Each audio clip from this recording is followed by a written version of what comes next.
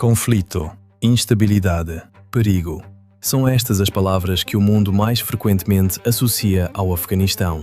Não são inventadas, não estão inteiramente erradas, mas tomadas isoladamente, são profundamente incompletas. Descrevem a sombra sem ver a montanha que a projeta. Falam do que aconteceu a esta terra sem dizer quase nada sobre o que esta terra, na sua verdade mais silenciosa e mais duradoura, realmente é. No coração da Ásia Central, onde impérios subiram e caíram ao longo de mais de 3.000 anos, existe um país definido pelo poder bruto e inflexível da sua geografia. Os cumes colossal do Hindu Kush erguem-se como testemunhas silenciosas da passagem de exércitos, mercadores e místicos. É uma paisagem de montanhas formidáveis e desertos abrasados pelo sol, uma fortaleza natural que durante milénios serviu como o grande cruzamento das civilizações, o lugar onde as caravanas mais ambiciosas da Rota da Seda paravam para descansar, onde os exércitos de Alexandre aprenderam os limites da conquista, onde as ideias e as fés e as línguas do Oriente e do Ocidente se pressionaram mutuamente e deixaram marcas permanentes. Este é o Afeganistão. Durante séculos, o seu nome foi sussurrado ao lado de histórias da Rota da Seda, de reinos antigos e da luta persistente pelo domínio sobre um dos territórios estrategicamente mais consequentes à superfície da Terra. Mas ver este país apenas através da lente da geopolítica é perder inteiramente o seu coração vivo e pulsante. Para além da grandiosidade do seu passado e da beleza austera da sua paisagem, existe uma história mais silenciosa, mais profunda e, em última análise, mais humana. Uma história que se desenrola não nos anais dos conquistadores, mas nos ritmos cotidianos do seu povo. É uma história de resiliência forjada perante a adversidade, de comunidades unidas por uma fé inabalável, de uma ligação profunda e permanente a uma terra ancestral que nenhum exército e nenhum século de dificuldades conseguiu jamais cortar. Será que os rótulos que o mundo usa refletem realmente o quadro completo? Ou estamos a perder outras dimensões inteiramente? Histórias de resiliência, uma cultura rica, pessoas que se esforçam por se elevar acima da adversidade. Um país onde milhares de anos de história moldaram um património cultural mais complexo do que quase qualquer outro lugar no continente. Onde civilizações antigas deixaram monumentos que ainda hoje se erguem como testemunhos do que a humanidade, no seu momento mais inspirado, é capaz de construir. Onde a fé e a beleza e o calor humano cotidiano coexistem com dificuldades genuínas, de formas que as manchetes do mundo são quase estruturalmente incapazes de transmitir. É tempo de deixar de lado os estereótipos, para que histórias nunca contadas possam finalmente ser reveladas, para descobrir a beleza e a vitalidade poderosa de um Afeganistão que a maior parte do mundo simplesmente nunca viu. Esta é a história da vida cotidiana no Afeganistão e da terra extraordinária em que essa vida se desenrola. Estas duas histórias são, no fim de contas, inseparáveis. O povo e as montanhas têm-se moldado mutuamente ao longo de 3.000 anos. Para compreender um, é preciso compreender os dois. E assim, começamos onde começa cada dia afegão. Não com uma manchete, não com um resumo histórico, mas com um som. O Afeganistão carrega mais de 3.500 anos de história registada dentro das suas fronteiras. Cabul, a sua capital, é uma das cidades continuamente habitadas mais antigas da Terra. A região em torno de Balkh, no norte, é considerada por muitos estudiosos como uma das áreas civilizadas mais antigas de toda a Ásia Central, o berço do zoroastrismo, uma tradição espiritual que viria a influenciar o judaísmo, o cristianismo e o islão de formas ainda debatidas pelos historiadores. O minarete de Jam, erguendo-se de um vale remoto na província de Gor, é uma obra-prima do século XII que se destacou como o segundo minarete mais alto do mundo medieval. Um monumento de ambição arquitetónica e refinamento artístico, que coloca o Afeganistão na primeira linha da civilização medieval. As mesquitas de azulejos azuis de Herat foram construídas no momento em que esta cidade era a capital intelectual e artística do mundo conhecido, produzindo poesia e pintura em miniatura e erudição que moldaram todo o arco da cultura de língua persa durante séculos. Nada disto apaga os conflitos. Nada desfaz as décadas de guerra que deixaram cicatrizes genuínas e profundas nesta sociedade e nesta paisagem. Ambas as coisas são verdadeiras simultaneamente, e a capacidade de as sustentar a ambas, sem colapsar uma na outra, é o início de uma compreensão honesta deste país. Esta não é uma viagem através de uma tragédia, É uma viagem através de uma civilização. Uma que foi testada mais severamente do que a maioria e que, no sentido mais verdadeiro e mais literal da palavra, resistiu. A viagem que se segue levará desde uma única oração matinal num bairro de Cabul até ao pico mais alto do país, das antigas grutas budistas de Bamiyan à perfeição de azulejos azuis da grande mesquita de Herat, das famílias nómadas do corredor do Wakhan aos estudantes da Universidade de Cabul.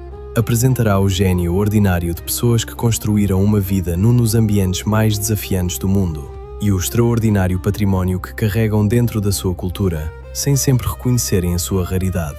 É uma viagem que merece ser feita com cuidado e sem pressa. Antes de o sol ultrapassar as montanhas, antes de os primeiros mercadores chegarem ao bazar, antes de os fornos de pão atingirem o seu calor pleno, o dia afegão anuncia-se com um som que moldou o ritmo desta terra durante mais de 1000 anos. Do minarete da mesquita local, o adhan eleva-se para o ar frio antes do amanhecer, o seu chamamento melódico transportando-se por cima dos telhados e ao longo das vielas, sobre os campos e para dentro dos vales entre as colinas. Não é um alarme, é algo mais suave e mais deliberado do que isso. É uma convocação espiritual, um sinal de que a quietude da noite está a ceder lugar às responsabilidades do dia e de que a primeira das 5 orações diárias, o Fajr, está pronta a ser observada. Na sequência dessa oração, o país acorda lentamente. A transição é gradual e sem pressa. Não há uma mudança súbita do escuro para a luz. Em vez disso, o dia monta-se peça por peça, da forma como uma paisagem emerge da névoa matinal, detalhe a detalhe, até que o quadro completo finalmente se clarifica. Em cidades como Cabul e Mazar-e-Sharif, o ar da manhã enche-se rapidamente com o aroma de naan recém-cozido, o pão achatado omnipresente que é a pedra angular de cada refeição neste país. Os padeiros, muitas vezes a trabalhar em pequenas lojas de família que funcionaram sob o mesmo nome durante 2 ou 3 gerações, habilmente colam a massa achatada contra as paredes interiores ardentes do tandoor, o forno de argila tradicional, cujo design não mudou de forma significativa ao longo de séculos. Centenas de pães emergem, com bolhas e perfumados, para serem levados para casa ainda quentes para a refeição matinal, embrulhados em tecido contra o ar fresco. O cheiro desse pão é, para muitos afegãos, o cheiro da própria casa, uma memória sensorial ligada à infância e à segurança, e à reassurance diária de que o lar está alimentado e a família está intacta. Nas aldeias aninhadas em vales como o Panjshir, cortado fundo nas montanhas a norte de Cabul, a manhã tem uma textura completamente diferente. Aqui o dia começa com os sons da vida agrícola, o mugido do gado, o balido das ovelhas, o suave tilintar de um recipiente de água a ser levantado. A rotina matinal é ditada não pelo relógio, mas pelas necessidades dos animais e dos campos. A água pode ser recolhida de uma fonte comunitária ou de um poço cavado à mão, uma tarefa muitas vezes realizada pelas mulheres e crianças do agregado familiar, na luz suave da manhã cedo, as suas vozes transportando-se pelo ar quieto do vale. A primeira chávena de chai, chá preparado forte e muitas vezes adoçado com açúcar ou aromatizado com cardamomo, é um ritual precioso, um momento de calor silencioso antes de o trabalho físico do dia começar a sério. Esta é uma sociedade onde a família não é meramente importante, mas fundamental, a pedra basilar da própria existência. O agregado familiar, muitas vezes multigeracional, com avós, pais e filhos a viver juntos sob um teto ou dentro de um único recinto, é o centro tanto da vida social como da vida económica. As casas, sejam estruturas modestas de tijolo de barro em zonas rurais ou habitações de betão nas cidades, são santuários. Aqui, atrás de paredes de pátio que proporcionam privacidade e um espaço protegido para as crianças brincarem, a primeira refeição do dia é preparada. As crianças se preparam para a escola e os planos para as horas seguintes são silenciosamente organizados. A rotina matinal é um esforço partilhado e coletivo, uma coreografia silenciosa de tarefas que reforça os laços de parentesco sem que ninguém precise de os nomear. A avó vigia as crianças mais novas, enquanto a mãe prepara o pequeno almoço. Um filho mais velho tem a tarefa de alimentar os animais da família antes de o dia escolar começar. Um pai dedica-se à oração matinal e depois volta a atenção para o trabalho que espera do lado de fora da parede do pátio. A vida move-se aqui a um ritmo humano, guiada por um profundo respeito pela tradição e por uma compreensão pragmática das exigências do dia que está por vir. Há nisto uma dignidade sem pressa, um sentido de que cada tarefa, por mais ordinária que seja, pertence a um padrão maior que foi mantido ao longo de muitas gerações e que continuará, a família confia, a ser mantido muito depois de a geração presente o ter transmitido. Pense no que significa organizar uma vida inteira em torno de 5 orações diárias, em horários fixos, determinados pela posição do Sol. Significa que o dia tem uma estrutura que não é imposta por empregadores ou instituições, mas por algo mais antigo e mais fundamental do que qualquer um deles. Significa que onde quer que se esteja, o que quer que se esteja a fazer, o dia divide-se em segmentos reconhecíveis, cada um delimitado por um momento de quietude e orientação. Significa que se sabe, aproximadamente, o que a maioria das pessoas no país em redor está a fazer neste momento, que não se está sozinho nesta pausa, mesmo quando se está fisicamente sozinho. O chamamento à oração não é meramente uma obrigação religiosa. É uma tecnologia de comunidade, uma forma de sincronizar os ritmos de milhões de vidas individuais, sem qualquer coordenação central, através de nada mais do que uma voz humana elevada para o ar aberto, transportando-se por cima dos telhados e ao longo das vielas e para dentro dos vales entre as colinas, as mesmas palavras pronunciadas na mesma sequência em que sempre foram pronunciadas, um fio de som que liga esta manhã a cada manhã que a precedeu durante mais de 1000 anos. O naan que emerge do Tandoor cada manhã merece a sua própria meditação. Há quase nenhum alimento no mundo mais honesto do que este pão. Farinha, água, um pouco de sal e o calor de um forno de argila que arde desde antes do amanhecer. A massa é colada contra a parede interior do forno e em minutos forma bolhas e fica levemente queimada e incha em algo que cheira à simplicidade em si, ao acto básico de alimentar pessoas, realizado com o mínimo de intervenção entre o grão e a boca. Comer naan fresco do tandoor, ainda quente, com nada mais do que uma chávena de chai forte e doce, é compreender num único momento sensorial porque é que este pão tem sido a pedra angular de cada refeição neste país, desde que alguém consegue traçar a história da sua cozinha. O ritmo da vida cotidiana é mais palpável no bazar local. É o coração vibrante, ruidoso e perfumado de cada cidade e vila neste país. E passar uma manhã a caminhar por é encontrar a sociedade afegã na sua forma mais desguarnecida e autêntica. O bazar é mais do que o mercado. É o sistema nervoso central da comunidade, o lugar onde o comércio e a interação social e a troca de notícias acontecem simultaneamente, em camadas sobrepostas de uma forma que nenhum centro comercial moderno poderia alguma vez replicar. Aqui, o dia desenrola-se numa série de interações consagradas pelo tempo que mudaram nos seus elementos essenciais muito pouco ao longo dos séculos. Os agricultores das zonas rurais circundantes chegam nas primeiras horas, trazendo diretamente os produtos dos seus campos para os habitantes da cidade que deles necessitam. Pilhas de tomates brilhantes, sacos de batatas, cestos de fruta da época, os seus rostos curtidos pelo sol e pelo vento de uma vida vivida em grande parte ao ar livre. Pequenos comerciantes, muitos dos quais herdaram o seu ofício dos seus pais e dos pais dos seus pais, presidem às suas bancas com um orgulho quieto e sem pressa. As suas lojas estão cheias de tudo, desde têxteis e sapatos a artigos domésticos e eletrónicos, dispostos com cuidado em espaços não muito maiores do que um único quarto. O ar do bazar é uma coisa em camadas, denso com uma mistura de aromas que mudam à medida que se passa de uma secção para a outra. O calor terroso das especiarias, cominhos e coentros e malaguetas secas em sacos abertos. O aroma doce e ligeiramente fumado do pão a cozer, a derivar do tandoor de uma padaria próxima. O travo afiado e limpo de artigos de couro, empilhados na banca de um sapateiro. E por baixo de tudo, o cheiro particular de poeira e sol e atividade humana, que é, no fim de contas, o cheiro do próprio bazar.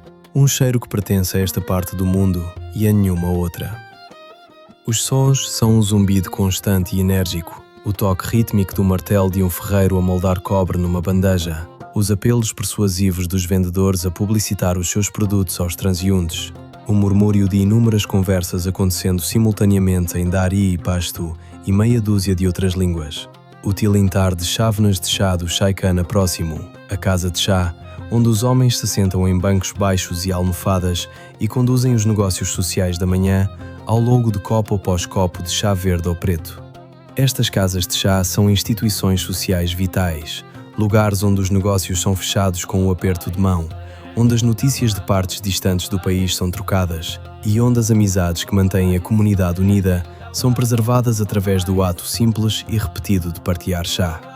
Nesta sociedade de laços estreitos, o anonimato é um conceito raro.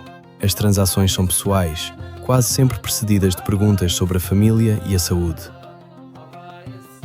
Um homem que compra 1 quilo de cebolas ao mesmo vendedor a quem compra há 20 anos não simplesmente troca dinheiro por mercadorias. Pergunta pelos filhos do vendedor, menciona uma notícia que ouviu na mesquita nessa manhã e aceita um pequeno gesto de cortesia de produto extra colocado no saco, sem qualquer reconhecimento de nenhum dos lados de que foi dado. É simplesmente a forma como as coisas são feitas, aqui, entre pessoas que se conhecem há toda a vida. Este sentido de comunidade é formalizado numa das tradições mais distintivas da cultura afegã, o achar. Quando uma família precisa de construir uma nova casa, reparar um canal de irrigação ou trazer a colheita antes de o tempo mudar, toda a aldeia se junta para ajudar, sem qualquer expectativa de pagamento ou arranjo formal. É um contrato social não dito, uma compreensão profundamente enraizada de que o bem-estar de cada um está intrinsecamente ligado ao bem-estar da comunidade e que a comunidade estará, portanto, sempre investida no bem-estar de cada indivíduo dentro dela. Este tecido social, tecido a partir de inúmeros actos cotidianos de apoio mútuo e experiência partilhada, é uma fonte primária de força e segurança, numa terra que muitas vezes conheceu a instabilidade. É, à sua maneira silenciosa, uma das tecnologias sociais mais sofisticadas alguma vez desenvolvidas por qualquer comunidade humana. Um sistema de seguro mútuo construído não a partir de contratos ou pagamentos, mas da confiança acumulada ao longo de gerações. O Chaikana, a casa de chá, merece atenção particular como instituição. É o lugar na sociedade afegã onde o comércio e a conversa se sobrepõem de forma mais produtiva, onde um negócio fechado ao terceiro copo de chá carrega o peso de um contrato formal numa sociedade que sempre confiou mais na reputação pessoal do que no acordo escrito. O proprietário de uma casa de chá é uma figura de autoridade silenciosa, um homem que ouviu mais dos negócios da comunidade do que qualquer comerciante ou ancião individual, porque toda a gente vem ter com ele eventualmente, e porque o ritual sem pressa de beber chá cria o tipo particular de facilidade conversacional em que as coisas que as pessoas realmente pensam acabam por emergir. Um copo de chá verde, servido num pequeno copo sem pega, acompanhado talvez por um pequeno prato de açúcar ou repousados duros para equilibrar o amargor, é o lubrificante da vida social afegã, o solvente universal que dissolve a reserva entre estranhos e aprofunda a facilidade entre amigos. O tocador de rubab, que às vezes se instala num canto de um grande bazar ou perto da entrada de uma casa de chá, acrescenta outra dimensão à cena. O rubab, um instrumento nacional do Afeganistão, tem um som que é simultaneamente melancólico e jubiloso, capaz de expressar toda a gama emocional de uma cultura que contém tanto grande perda como grande amor em igual medida. As suas cordas, dedilhadas ou tocadas, produzem um som que parece vir de algum lugar profundo na própria paisagem, das montanhas e dos desertos que moldaram as pessoas que o fizeram pela primeira vez. Ouvi-lo tocar bem, num espaço aberto com os sons do bazar como pano de fundo, é ouvir este país em miniatura, a sua complexidade e a sua vitalidade contidas no arco de uma única melodia. O bairro dos Ferreiros do Velho Bazar de Cabul merece uma visita própria. Os caldeireiros que lá trabalham produzem objetos, bandejas e jarras e taças decorativas, cujas formas praticamente não mudaram em 500 anos. O processo de elevar uma peça de cobre de uma folha plana para um recipiente acabado, martelando-a sobre uma forma de aço com uma sequência de golpes cuidadosos que lentamente persuadem o metal para a forma desejada, é um processo que requer anos de prática e uma sensibilidade física ao material que não pode ser ensinada a partir de um manual. O som do bairro dos Ferreiros, aquele toque rítmico, quase musical, que se transporta por 3 ruas e através do ruído do bazar sem qualquer dificuldade, é um dos sons mais distintivos da vida urbana afegã. Um som que anuncia o artesanato na sua forma mais imediata. o encontro direto de uma mão habilidosa com um material resistente, a acumulação lenta de forma a partir de força aplicada com precisão e paciência ao longo de muitas horas. A variação sazonal nas ofertas do bazar também conta uma história que vale a pena seguir. Na primavera, os primeiros legumes frescos chegam das quintas fora da cidade e a secção de produtos de cada bazar transforma-se dos bens secos e conservados do inverno em algo vivo e perfumado. No outono, a época da colheita produz uma abundância que enche cada banca até transbordar, nozes e frutos secos e os últimos produtos frescos chegando todos simultaneamente, o bazar no seu momento mais generoso e mais colorido. Estas variações sazonais não são meramente factos comerciais, são eventos que a comunidade vive coletivamente. O primeiro morango da primavera carregando um peso emocional bastante desproporcional ao seu tamanho modesto, um sinal de que o longo inverno finalmente acabou e a terra mais uma vez cumpriu a sua promessa. A tradição e a identidade são os fios invisíveis que percorrem cada dimensão da vida neste país. O Afeganistão é uma rica tapeçaria de diferentes grupos étnicos, cada um com a sua própria língua distinta, costumes e história, cada um contribuindo para uma identidade nacional que é complexa, em camadas e genuinamente irredutível a qualquer narrativa única.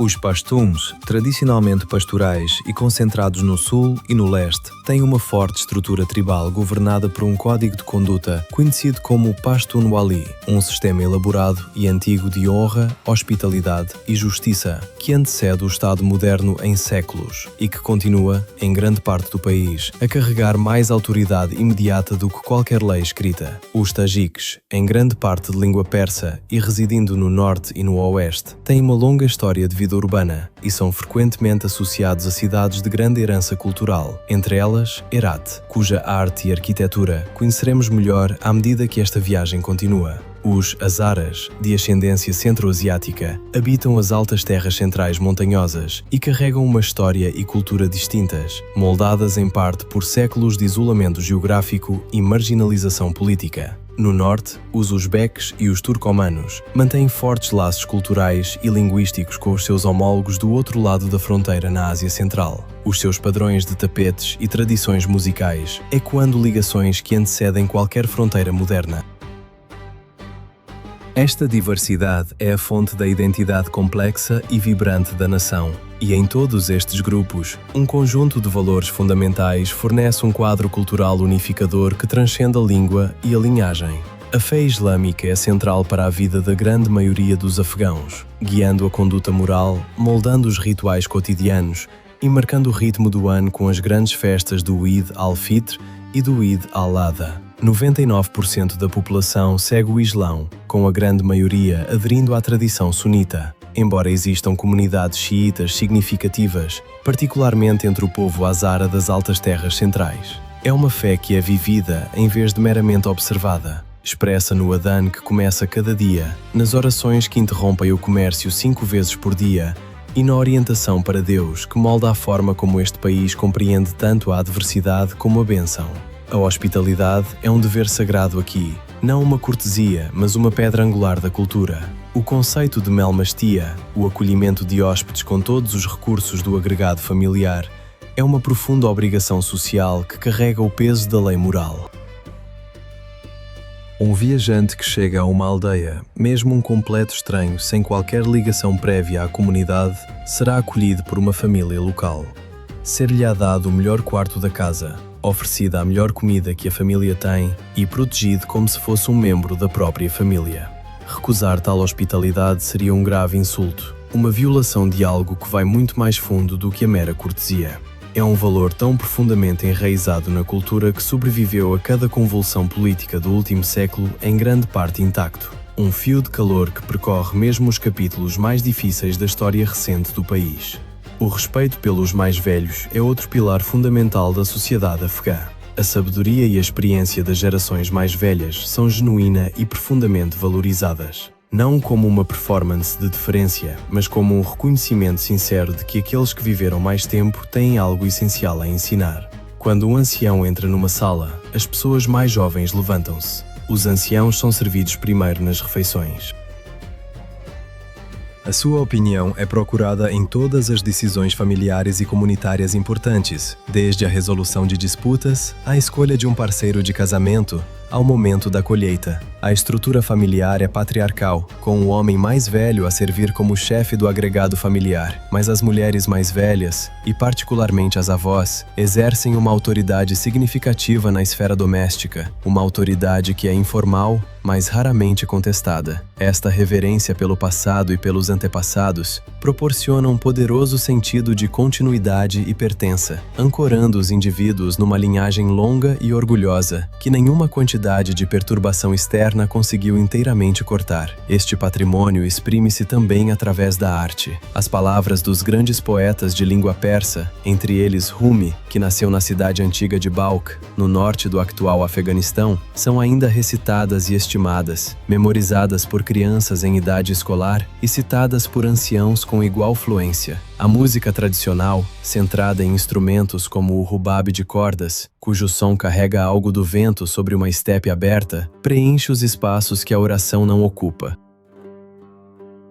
E a intrincada arte da tecelagem de tapetes, em que histórias e cosmologias inteiras são codificadas nos padrões de um único tapete, é talvez a mais distintiva de todas as tradições artísticas afegãs, uma forma de narrativa visual que foi transmitida por tecelões em Cabul e Herat e nas províncias do norte durante séculos, sem qualquer interrupção fundamental. A arte da tecelagem de tapetes merece um retrato mais completo, porque é talvez a expressão mais concentrada da identidade cultural afegã disponível para um observador exterior. Um tapete afegão não é decorativo da forma como uma pintura é decorativa, algo pendurado numa parede para ser contemplado. É funcional, cobre o chão, proporciona calor no inverno, serve como a superfície sobre a qual a vida familiar se desenrola de facto.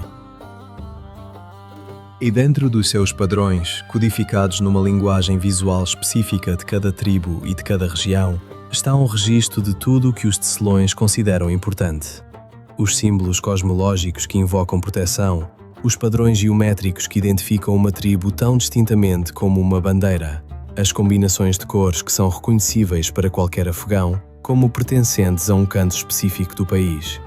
Um tapete do norte, tecido em azuis e vermelhos por tecelões turcomanos ou uzbeques, parece completamente diferente de um tapete tecido no sul por artesãos baluchis, e completamente diferente ainda de um tapete produzido em Herat, sob a tradição estética de influência persa que dominou as artes dessa cidade durante 600 anos. Os tapetes são um mapa da diversidade da nação, cada um deles um pequeno e portátil pedaço da pátria, algo que os afegãos que foram para o estrangeiro levam consigo para manter sob os pés, para os lembrar de onde vêm. O conceito de Pashtun-Wali, o código dos Pashtuns, também merece uma consideração mais completa, porque é um dos sistemas sociais mais sofisticados e um dos mais mal compreendidos no mundo. Não é uma lei escrita e não tem um único texto autoritativo. Existe, em vez disso, nas mentes e no comportamento das pessoas que o praticam, transmitido de geração em geração, através do exemplo e através das decisões acumuladas de conselhos tribais, chamados jirgas, onde as disputas são resolvidas através de um processo de mediação e consenso, que é mais lento do que qualquer tribunal, mas muitas vezes mais duradouro nos seus resultados. Porque a comunidade que aplica o acordo é a mesma comunidade que terá de viver com ambas as partes depois. Os seus valores fundamentais, hospitalidade, honra e a obrigação de vingança ou restauração após uma ofensa, criam um sistema social que pode parecer duro do exterior, mas que funcionou, na ausência de instituições estatais fiáveis, como um mecanismo primário de ordem social em vastas áreas do país durante séculos. A poesia ocupa um lugar na cultura afegã que não tem equivalente direto na maior parte do mundo. Não é uma forma de arte especializada, consumida por uma minoria educada. É uma forma popular, memorizada por pessoas que nunca frequentaram uma universidade, citada em conversa casual, usada para fazer um argumento ou para expressar uma emoção ou para honrar um hóspede de formas que a prosa seria inadequada para transmitir. Um comerciante pashtun no bazar pode citar um dístico do clássico poeta pashtu Rahman Baba para resolver um ponto numa negociação. Um agricultor tajique em Herat pode recitar Hafiz no mesmo folgo em que lhe oferece chá. A capacidade de produzir ou reconhecer uma citação poética bem escolhida é uma marca de educação e de pertença cultural que corta completamente as linhas económicas. Um homem que não sabe ler pode ter 300 poemas armazenados na sua memória, disponíveis para uso com a precisão de alguém a aceder a uma biblioteca bem organizada. Esta cultura de memorização e citação mantém a tradição poética viva não apenas nos livros, mas nas bocas das pessoas que a carregam, assegurando que mesmo que todas as bibliotecas fossem destruídas, os poemas sobreviveriam na memória humana, disponíveis para recuperação por qualquer pessoa com a paciência de perguntar. Para a grande maioria dos afegãos, a vida está diretamente ligada à terra. A agricultura e a pecuária são a espinha dorsal tradicional da economia, uma forma de vida que sustentou esta população durante séculos e que continua, nas aldeias e nos vales e nas pastagens de altitude do país, a definir a textura da existência para milhões de pessoas. Nas planícies e vales férteis, os agricultores cultivam trigo, arroz e milho, bem como uma rica variedade de frutas e nozes pelas quais o Afeganistão é genuinamente famoso entre aqueles que conhecem o património agrícola do país. Romãs de Kandahar, amplamente consideradas entre as melhores do mundo, os seus arilos tão doces e tão profundamente coloridos que parecem conter alguma essência concentrada do sol do sul. Uvas da planície de Chamali, a norte de Cabul. Amêndoas das províncias do norte, colhidas no final do verão, quando as cascas se abrem para revelar o miolo pálido no interior. O trabalho de cultivar estas colheitas é fisicamente exigente, muitas vezes dependendo de métodos tradicionais que foram transmitidos através de gerações, com apenas modificações incrementais. O ritmo de vida nas comunidades agrícolas é ditado pelas épocas de plantio e colheita. Um ciclo de trabalho árduo e espera paciente que tem a sua própria dignidade profunda, a sua própria compreensão do tempo, que é medido não em horas, mas em estações e anos. A sobrevivência nesta terra árida sempre dependeu da gestão magistral da água, e é aqui que a engenharia afegã revela uma das suas conquistas mais notáveis. Durante séculos, os agricultores afegãos têm dependido de sistemas de irrigação antigos, conhecidos como o Karez ou Kanat, que representam um nível de engenhosidade hidrológica que continua a impressionar os engenheiros que os estudam hoje. São túneis subterrâneos com uma inclinação suave, cuidadosamente calculados para captar os aquíferos subterrâneos na base das montanhas e transportar água durante quilómetros até aos campos, seguindo o gradiente natural do terreno e minimizando a evaporação ao longo de todo o seu percurso.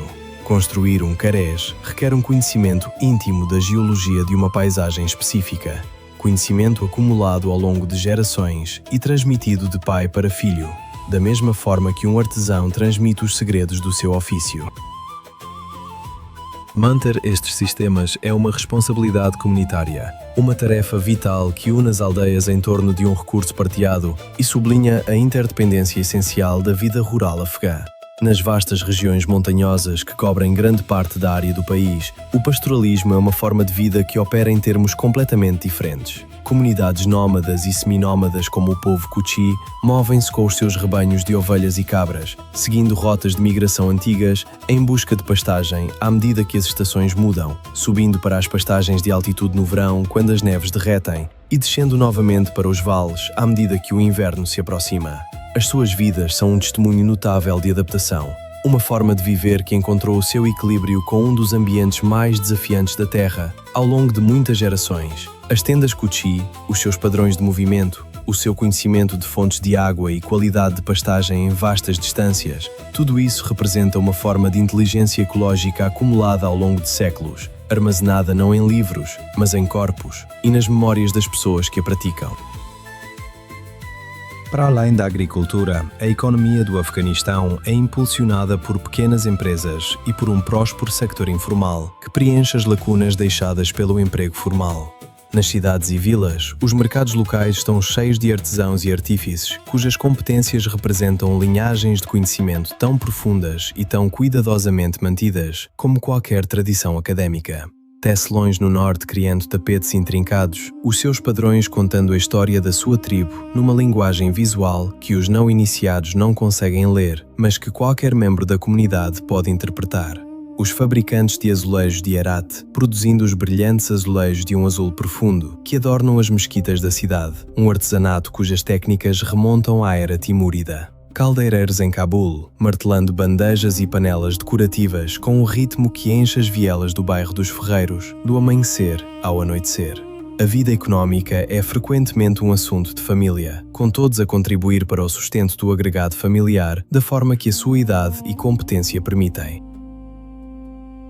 Na ausência de emprego formal generalizado, esta capacidade de encontrar recursos, esta capacidade de criar valor a partir de um pequeno pedaço de terra ou de uma competência tradicional, não é meramente uma estratégia econômica. É uma forma de dignidade, uma afirmação de que este agregado familiar encontrará um caminho. A romã de Kandahar merece o seu próprio momento de atenção, porque se tornou algo mais do que uma fruta na cultura afegã. É um símbolo de abundância e da generosidade particular desta paisagem do Sul, que produz, nas condições certas, algo pelo qual o mundo viaja longas distâncias para encontrar. A romã de Kandahar, com a sua pele pálida e os seus arilos de um vermelho profundo e quase translúcido, distingue-se das romãs cultivadas noutros lugares por uma doçura e um teor de sumo que os agricultores da região atribuem à combinação específica do solo arenoso de Kandahar, à intensidade do sol do sul e ao teor mineral da água de degelo das montanhas que irriga os pomares de cima. Quando um Kandahari oferece a um hóspede sementes de romã espalhadas num prato como rubis dispersos, não há nada de incidental no gesto. É uma expressão de orgulho na terra que as produziu e uma afirmação de que o hóspede merece a melhor coisa que esta terra tem para oferecer. Os sistemas carês, esses antigos canais de irrigação subterrâneos, representam uma forma de engenharia civil tão elegante e tão perfeitamente adaptada ao seu ambiente que os hidrólogos modernos os estudam com genuína admiração. A matemática de calcular o gradiente de um túnel que deve percorrer vários quilómetros no subsolo, mantendo uma inclinação suficientemente suave para permitir que a água flua sem erodir as paredes do túnel, mas suficientemente íngreme para realmente mover a água, exigiu gerações de conhecimento prático acumulado antes de poder ser executado de forma rotineira.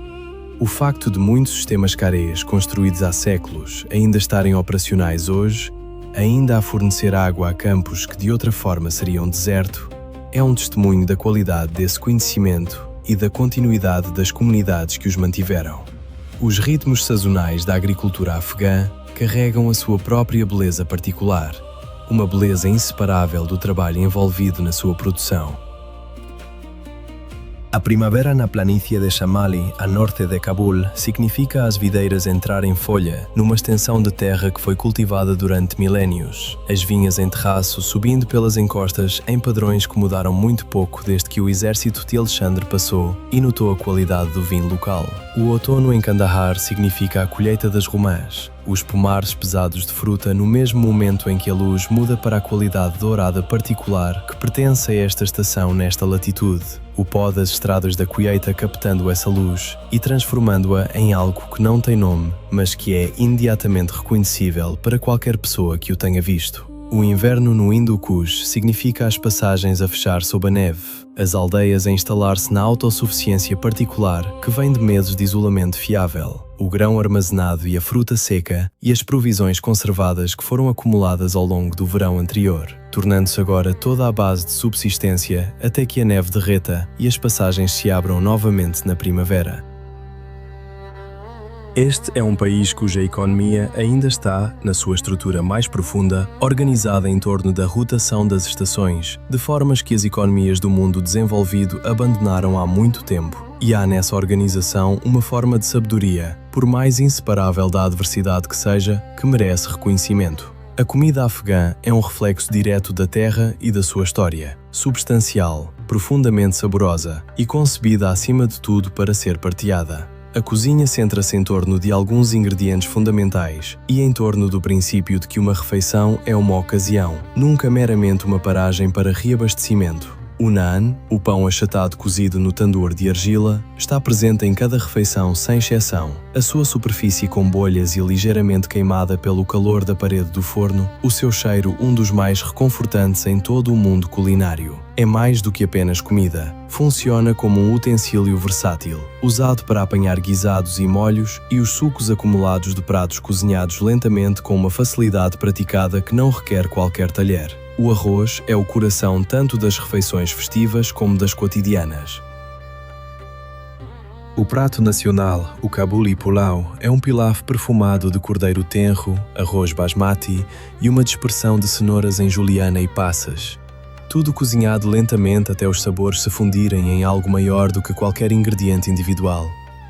É o prato que aparece nos casamentos e nas reuniões familiares de sexta-feira e em qualquer ocasião suficientemente séria para justificar a expressão plena da hospitalidade afegã. Um prato que diz ao hóspede, sem que sejam necessárias palavras, que é genuinamente bem-vindo aqui. Outros pratos estimados completam um repertório construído sobre a paciência e os sabores profundos e saborosos que o cozinhado lento e o fogo de madeira produzem. O manto, delicadas empadinhas recheadas com carne temperada e cobertas com um molho de iogurte e redução de tomate, servidas num prato suficientemente largo para sugerir abundância mesmo antes da primeira dentada. O bolani, pão achatado recheado com batata e cebolinho e cozinhado numa frigideira quente até ficar estaladiço. O chorva, um caldo cozinhado lentamente com legumes e cordeiro que é o sustento cotidiano dos agregados familiares rurais e o alimento de conforto de toda a nação. Uma refeição numa casa afegã nunca é uma experiência solitária. A comida é colocada numa sofrá, um pano estendido diretamente no chão, em torno do qual a família se junta, alcançando a partir de um prato partilhado o ato de comer do mesmo prato, uma encenação física dos laços comunitários que definem esta sociedade. Apesar do terreno acidentado e da sua longa história de vida tradicional, o Afeganistão é um país em movimento lento e desigual, ligando-se gradualmente ao mundo moderno através de redes de estrada e sinal sem fios que estão a alcançar lugares que, há uma geração, estavam completamente cortados do mundo mais amplo. Uma rede de estradas, algumas delas recentemente pavimentadas após décadas de danos relacionados com conflitos, liga às principais cidades e serve como as artérias vitais do comércio e da viagem. A visão de um autocarro vivamente decorado, a sua carroceria pintada com padrões geométricos coloridos e caligrafia, ou um táxi partilhado cheio de passageiros com os seus pertences empilhados no telhado, é uma característica comum da paisagem, um símbolo do movimento constante de pessoas que procuram trabalho, visitam a família ou acedem a serviços nos centros maiores. Uma viagem num desses autocarros é um microcosmo da sociedade afegã, uma experiência comunitária em que estranhos de diferentes províncias e diferentes origens étnicas partilham comida e conversa ao longo das horas. A música é muitas vezes alta e entusiástica. O autocarro faz paragens frequentes para a oração, para as refeições e em postos de controle de segurança. Cada pausa uma oportunidade para os passageiros se esticarem e conversarem e partilharem cigarros e chá com uma hospitalidade que se estende, naturalmente e sem cálculo, mesmo a estranhos conhecidos pela primeira vez numa estrada de montanha. Nas regiões mais remotas e montanhosas, no entanto, a infraestrutura permanece escassa. A viagem depende de pistas não pavimentadas que ficam intransitáveis com neve pesada ou após chuva prolongada. E os principais meios de transporte podem ainda ser a pé ou de burro, como têm sido durante séculos. Este contraste marcante entre os centros urbanos em desenvolvimento e as zonas rurais isoladas é uma das características definidoras do Afeganistão moderno. Um país que contém, dentro das suas fronteiras, comunidades a viver simultaneamente em séculos muito diferentes. No entanto, o telemóvel tornou-se omnipresente mesmo nas aldeias mais remotas, colmatando distâncias que as estradas ainda não alcançaram. É uma ferramenta para manter contacto com membros da família que trabalham noutra cidade ou noutro país. Permite que os comerciantes verifiquem os preços do mercado sem viajar para a cidade. Permite o acesso à banca móvel em zonas onde nunca existiu um banco físico. Para a geração mais jovem em especial, é uma janela para um mundo mais amplo, uma fonte de informação e entretenimento e ligação que os seus pais nunca tiveram, chegando às vezes antes da eletricidade e das estradas pavimentadas na estranha ordenação da modernização no século XXI. A sofra, o pano estendido no chão em torno do qual a família se junta para comer, é em si mesma uma afirmação sobre o que a comida significa aqui. Num país onde o mobiliário de jantar formal é incomum e onde o chão da sala principal serve simultaneamente como área de estar, espaço para dormir e mesa de jantar, o acto de estender a sofra transforma qualquer chão num lugar de hospitalidade. A comida chega em pratos partilhados e a refeição é comida comunitariamente, todos alcançando para o centro, tomando o que precisam. O arranjo físico da refeição expressando em termos espaciais os valores da cultura que a criou. Nenhum prato individual significa nenhuma porção individual, nenhuma hierarquia implícita de quem recebeu mais e quem recebeu menos. A comida pertence a todos à mesa, e todos à mesa comem da mesma abundância, ou da mesma escassez, juntos. Os caminhões e autocarros decorados do Afeganistão também merecem a sua própria passagem, porque representam uma forma de arte por direito próprio, uma que não tem equivalente preciso em nenhum outro lugar do mundo. A arte dos caminhões afegãos transforma um veículo de trabalho numa tela em movimento. A sua carroceria coberta de padrões geométricos intrincados, inscrições caligráficas, pinturas de paisagens, retratos de figuras famosas e floreados decorativos executados em vermelhos e verdes e dourados e azuis brilhantes. Os motoristas encomendam estas pinturas com a mesma seriedade com que um mecenas noutra cultura poderia encomendar um retrato. É uma afirmação de identidade, de orgulho, de sensibilidade estética e da compreensão particular do motorista sobre como é a beleza. Ver um caminhão afegão totalmente decorado a mover-se ao longo de uma estrada de montanha, as suas cores a brilhar contra a pedra cinzenta nua da passagem, é ver algo genuinamente extraordinário. Uma peça de arte móvel que não existe em nenhum museu e não pertence a nenhum lugar único, que simplesmente se move pela paisagem fazendo o trabalho para que foi construída, sendo bela como uma consequência natural da cultura que a criou. Para os jovens do Afeganistão, que constituem uma grande parte da população, a vida é um equilíbrio delicado e às vezes angustiante entre honrar a tradição e aspirar a um futuro diferente. O Afeganistão tem uma das populações mais jovens da Terra, e o que esta geração se tornar determinará o que o país se tornará. O acesso à educação continua a ser um dos maiores desafios do país e, simultaneamente, a sua maior fonte de esperança. Nas cidades, as escolas e as universidades estão a funcionar, proporcionando oportunidades para os jovens, tanto rapazes como, onde as circunstâncias o permitem, raparigas, de adquirirem conhecimento e competências. O ambiente de sala de aula é muitas vezes simples, talvez sem a tecnologia mais recente ou mesmo materiais básicos, os bancos desgastados pela pressão de anos de estudantes. Mas está preenchido, nos melhores casos, com um entusiasmo para aprender que não requer equipamento sofisticado para se expressar. O professor, o Ustad, é uma figura de grande respeito, uma pessoa cujo papel na comunidade é entendido como estendendo-se muito além da transmissão de factos. Para muitas famílias, investir na educação de uma criança é a decisão financeira e social mais significativa que tomarão. O acto de uma geração que acredita, apesar de toda a evidência contrária em alguns anos, que o futuro pode ser melhor do que o passado.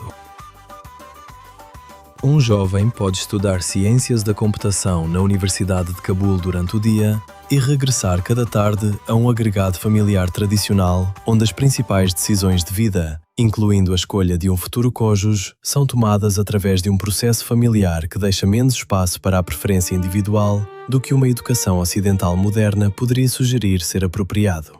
Uma jovem pode falar 3 línguas, ser excelente em matemática e sonhar com uma carreira em medicina, enquanto navega um ambiente social que constrange esses sonhos, de formas que variam enormemente dependendo de se vive em Cabul ou numa província rural.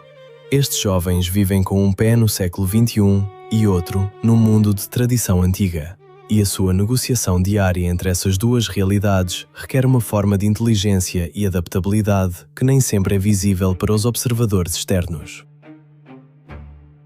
As suas esperanças muitas vezes não são abandonar a sua cultura, mas encontrar uma forma de integrar novo conhecimento e novas oportunidades nela, de trazer educação e competência de volta às comunidades que os criaram, de ajudar as suas famílias e o seu país de novas formas enquanto permanecem, em algum sentido essencial, ainda afegãos. A sua história é uma de resiliência e esperança, enquanto procuram forjar uma identidade que está simultaneamente orgulhosamente enraizada nesta terra antiga e genuinamente aberta às possibilidades do mundo para além das suas montanhas. É essa terra antiga em si, no fim de contas, que dá a esta história a sua dimensão mais profunda. Para compreender plenamente o povo afegão, é preciso compreender a geografia e a história que os moldou. É preciso estar, pelo menos na imaginação, nos lugares onde a civilização foi construída e reconstruída ao longo de 3.000 anos. É preciso caminhar pelos portões de cidades que eram velhas quando Roma era jovem e olhar para os minaretes e as cúpulas e as paredes das cidadelas que ainda carregam as impressões digitais de império após império, cada um deixando a sua marca na pedra antes de o seguinte chegar.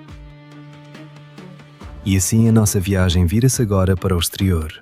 Dos pátios e dos bazares e das orações matinais para a própria paisagem, para as montanhas e os vales e as cidades antigas, para um país cuja beleza, como um viajante observou uma vez, não é sem esforço. É forjada na luta, temperada pela resistência e tanto mais poderosa porque foi conquistada com dificuldade.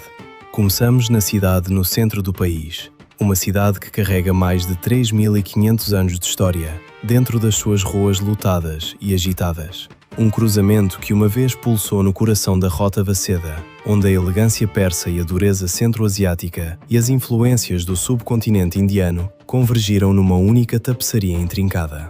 Começamos em Cabul. As universidades de Cabul, Herat, Mazar-i-Sharif e outras grandes cidades produziram, ao longo das décadas em que lhes foi permitido funcionar, gerações de engenheiros, médicos, advogados e professores que representam o argumento mais poderoso do país para o seu próprio futuro.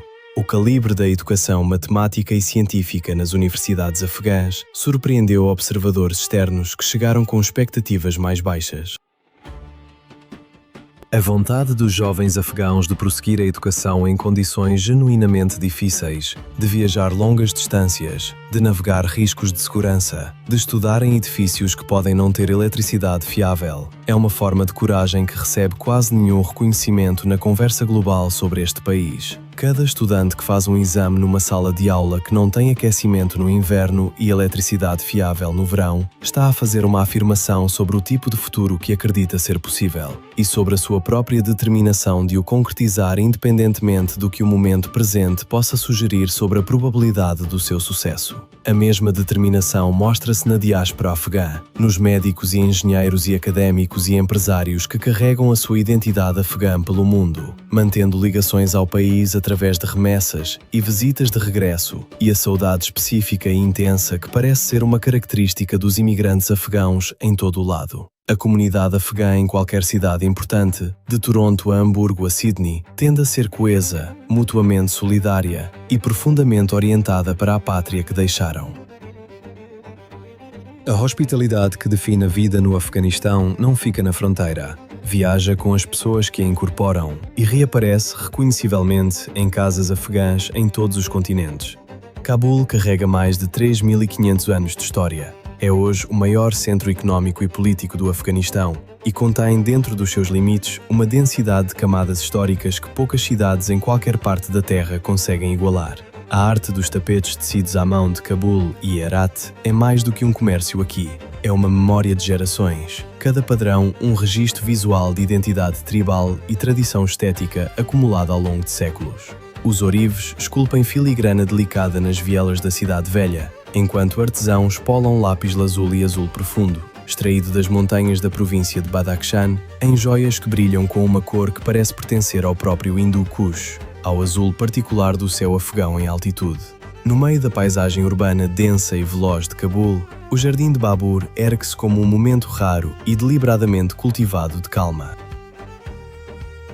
É o local de sepultura do Imperador Babur, o fundador do Império Mogol, uma das dinastias mais poderosas da história do Sul Asiático. Um homem que conquistou a Índia, mas que escolheu, no fim, ser enterrado na cidade da sua juventude, num jardim que ele próprio tinha traçado. O Jardim de Babur é também o mais antigo jardim mogol sobrevivente no Afeganistão, preservando o clássico traçado mogol. Um eixo central, níveis de terraço descendo pela encosta, canais de pedra transportando água pelo jardim em arranjos geométricos cuidadosos e um programa de plantação concebido para criar equilíbrio e serenidade em cada nível. Após décadas de conflito terem devastado o jardim, reduzindo-o a terra nua e terraços quebrados, o Aga Khan Trust for Culture começou a restaurá-lo em 2002, seguindo o seu traçado mogol histórico com erudição e artesanato meticulosos. Ergue-se hoje como um testemunho da capacidade do Afeganistão de proteger e reviver o seu património, mesmo em períodos de imensas dificuldades. Um jardim que foi uma vez destruído e foi tornado belo novamente. Nas colinas a oeste de Cabul, o Palácio Darul Aman ergue-se como um palácio europeu esquecido, transplantado inesperadamente para a Ásia Central. A sua fachada neoclássica, estranhamente elegante, contra a encosta castanha nua atrás dele, foi concebido como o centro de uma nação reformada, uma afirmação arquitetônica usada de progresso e modernidade, encomendada na década de 20 do século passado pelo rei Amanullah Khan, que regressou de uma longa digressão europeia, convencido de que o seu país podia e devia modernizar-se rapidamente. Durante muitos anos, Darul Aman foi apenas uma sombra dessa visão. O seu telhado tinha cedido, as escadarias estavam destruídas, uma ala inteira estava aberta para o céu, os seus tetos grandiosos substituídos por nada mais do que o tempo. O exterior de pedra carregava cicatrizes profundas de décadas de conflito, tendo sido incendiado 3 vezes em diferentes períodos de guerra. Em 2019, o palácio foi reconstruído, as suas paredes reforçadas, as suas galerias reconstruídas, a sua fachada simétrica e imponente devolvida à vida. É agora um símbolo, não dos sonhos de um único rei, mas da capacidade de uma nação de se erguer novamente das ruínas da sua própria história difícil. Derrubado, mas nunca desaparecido. Muito antes de Cabul se tornar a capital de uma nação moderna, uma fortaleza guardava este vale de um afloramento rochoso que comandava todas as abordagens. Conhecida como Bala Hissar, é uma das estruturas sobreviventes mais antigas do Afeganistão. Um bastião cujas origens remontam ao século V antes da nossa era, à época dos antigos impérios persas e da confederação heftalita que outrora governou estas montanhas. Ao longo dos séculos, Bala Hissar passou de império em império, da expansão mogol à consolidação sassânida, a um palácio real e fortaleza militar sob a dinastia do Rani. Cada era acrescentou novas paredes, novos portões e novas defesas sobre as fundações das antigas, tornando a fortaleza uma réplica física das forças históricas encamadas do Afeganistão, cada conquistador construindo sobre o que o anterior tinha deixado. Embora muitas secções tenham sido danificadas durante conflitos posteriores, a silhueta de Bala Hissar ainda carrega o peso de mais de 2.500 anos de história, visível de toda a cidade, um lembrete de há quanto tempo este vale tem sido defendido e desejado. Entre os marcos religiosos de Cabul, a mesquita Shah do Shamshira destaca-se imediatamente por razões que nada têm a ver com as expectativas habituais da arquitetura islâmica afegã. O seu nome, que significa o Rei das Duas Espadas, vem de uma lenda islâmica que honra a coragem e o martírio. Construída no início do século XX sob o rei Amanullah Khan, a mesquita quebra quase todas as expectativas da arquitetura religiosa afegã tradicional. Em vez das cúpulas geométricas habituais e dos azulejos caligráficos, carrega uma influência europeia inconfundível, um estilo barroco rococó, raramente visto em qualquer parte desta região. A sua fachada creme e amarela, mais reminiscente de um edifício governamental continental do que de uma mesquita. Bandos de pombos juntam-se nos seus degraus e enchem o espaço aberto à frente, dando-lhe a sensação de um pátio vivo em vez de um monumento estático.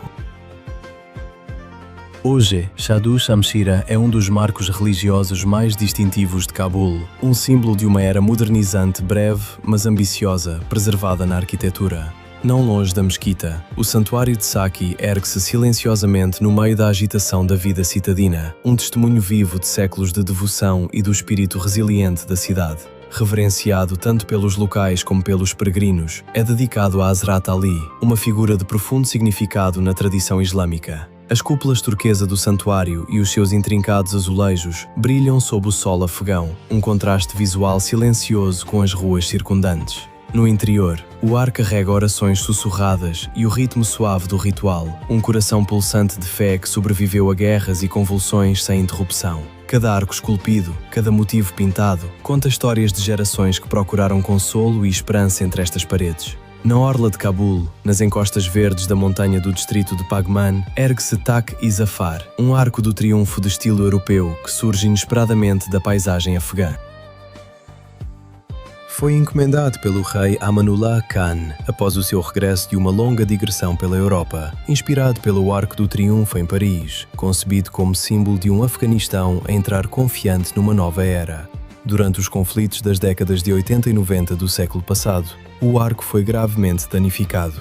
Em 2014 foi restaurado, devolvendo as suas proporções de pedra branca limpa e a sua promessa simbólica. Hoje, Taki Zafar ergue-se novamente sobre Paghman, como um testemunho silencioso da aspiração duradoura do Afeganistão ao progresso e à renovação, num local tão verde e tão pacífico que é difícil reconciliá-lo com a violência que outrora o rodeou. Para além dos limites da cidade de Cabul, a paisagem transforma-se abruptamente. Cortada através de um corredor estreito de falésias a prumo e pedra irregular, a passagem de Meipar serpenteia por uma das paisagens de montanha mais dramáticas do leste do Afeganistão. O terreno é duro e angular, rocha seca esculpida pelo vento, em tons de dourado e cinzento, erguendo-se abruptamente acima de uma estrada que se agarra à encosta da montanha, com o que parece, do ângulo errado, ser uma confiança insuficiente.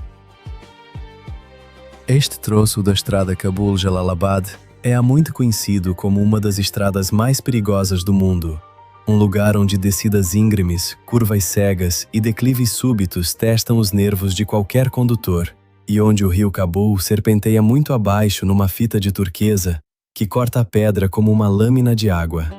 Mahipar é um lugar onde as montanhas parecem suficientemente próximas para tocar, onde a paisagem se estreita num reino de poder bruto e terra exposta, que lembra qualquer viajante, de forma muito contundente, que a beleza do Afeganistão sempre veio com condições.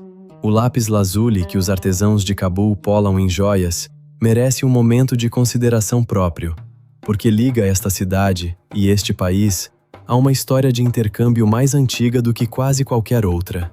As minas da província de Badakhshan, no nordeste do Afeganistão, produzem lápis lazuli há mais de 6.000 anos, tornando-as entre as minas continuamente trabalhadas mais antigas da Terra.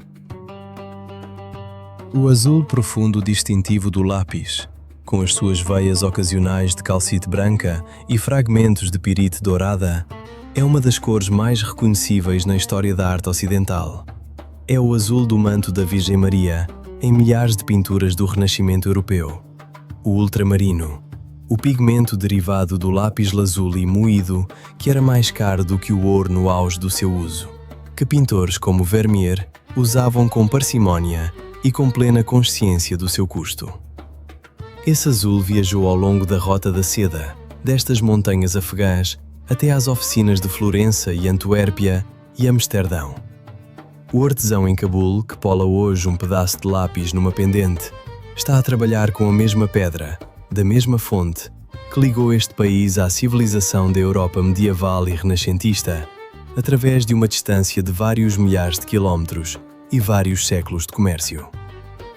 A dimensão da Rota da Seda na história de Cabul expressou-se também no caráter cosmopolita extraordinário da cidade, no seu auge comercial.